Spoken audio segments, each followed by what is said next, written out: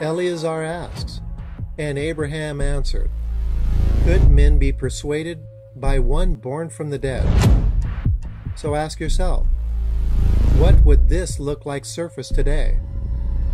Most likely fluid and a woman, allowing this process to be reassembled. Luke 17:1.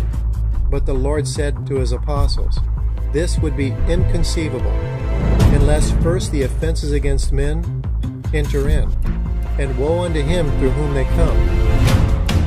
Digging up the truth was the birth pains prior to the new life. The alternative, the Black Book says, was a millstone hastily moved with neck-breaking speed. He made a vow to the ass that moved him about. This hung about his neck and truly choked out all life's source, so he was cast into the sea. For the crime, he offended the entwined to the little one. And the Lord warns, verse 3, take heed to yourself, or something adheres within you. If this is allowed to remain and wrestle against you, you will have to silence him. And this censure demands a total recall.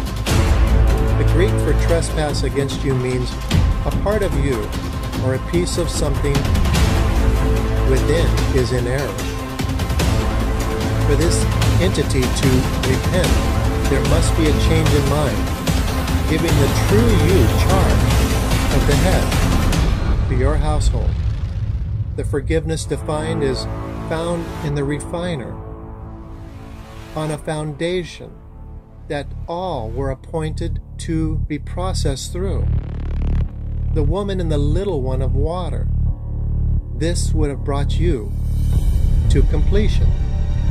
Verse 4, if this error is called out 7 times, I would add by the words tower up, it reverts. The Greek is the refiner returns to you a birth procedure that converts, and a restoration is the quickening of new life.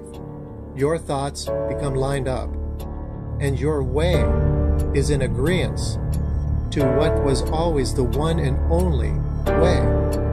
And now the apostles respond. Verse 5 saying, Lord, increase our faith. So what are they asking here? Is to do this again to us. This verse is in chapter 17, and what they refused to have happen was in chapter 8. Remember, they did not complete the passage to the other side of this gulf. They now give credence to this Clearwater revival. Why do you think baptism submerged you underwater completely? It was a reenactment that would have filled you to a measure. When the head towers up, all things become new. Verse 6, the Lord responds, if you had only had faith in this little one, called the grain, this mustard seed defined, sought deep through adversity, and increased in measure, enough to kill this doubt that would have leveled you up. Were you to say, is his inquiry speaks to the sycamore. This is a bad tree that gets plucked up by the roots and planted into the sea. And it should or could have restored obedience. But the process wasn't given chance to complete. Verse 7. So now which of you are servant to the plow, that instructs the beast of the field to return this appointed time to you, saying, come in from the field and sprawl out on all fours for consumption? Look, verse 8. I would rather say, prepare yourself from within and make ready, that I may sup.